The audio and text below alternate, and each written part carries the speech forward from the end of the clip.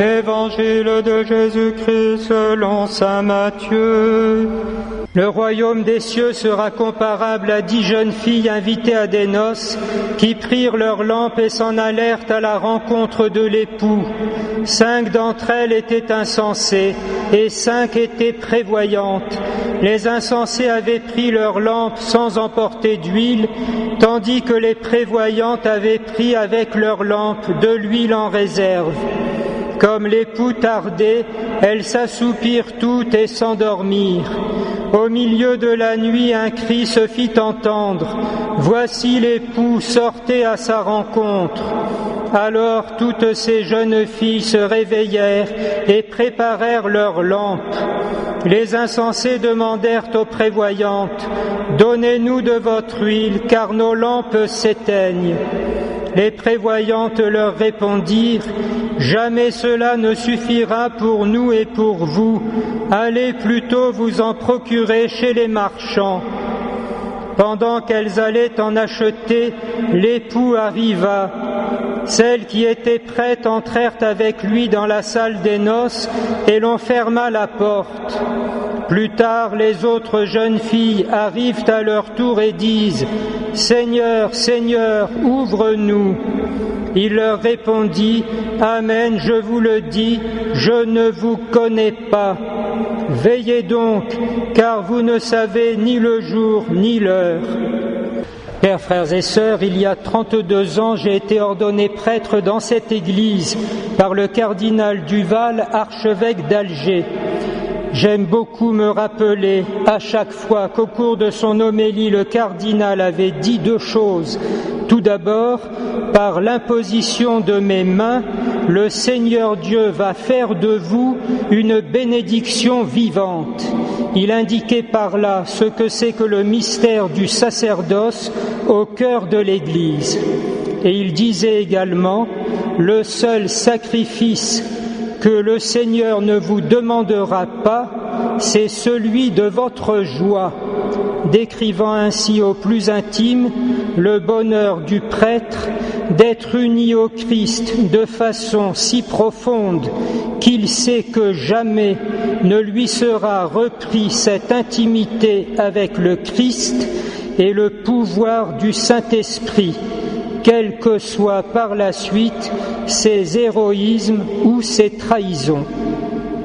Depuis, le 9 août est devenu aussi la fête de Sainte Thérèse Bénédicte de la Croix, copatronne de l'Europe, qui est célébrée comme martyr au double titre de fille d'Israël et d'enfant de Dieu dans le camp d'extermination d'Auschwitz.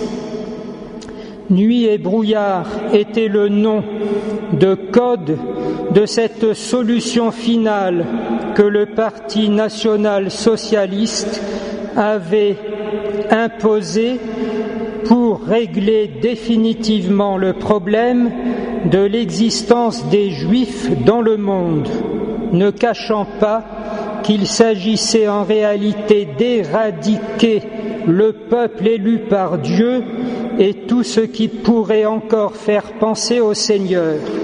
La suite du programme visait évidemment la Sainte Église catholique, héritière du peuple élu et de toutes les promesses. Nous sommes actuellement gouvernés par des gens qui ne font pas mystère de penser qu'on ne pourra pas construire un pays de liberté avec l'Église catholique, qui pensent qu'il faut achever la Révolution française en changeant tellement la signification des mots Dieu et Christ que l'on terrassera enfin définitivement l'Église. Ceux-là même qui affirment devoir arracher les enfants dès le plus jeune âge à tous les déterminismes familiaux, culturels et religieux. Il ne s'agit pas de fantasmes, mais de gens qui sont au pouvoir et utilisent le pouvoir sans scrupule pour faire ce qu'ils disent et disent ce qu'ils font. fermant la bouche à toute opposition de la façon la plus brutale, comme chacun peut s'en rendre compte depuis des mois, un peu partout dans notre pays.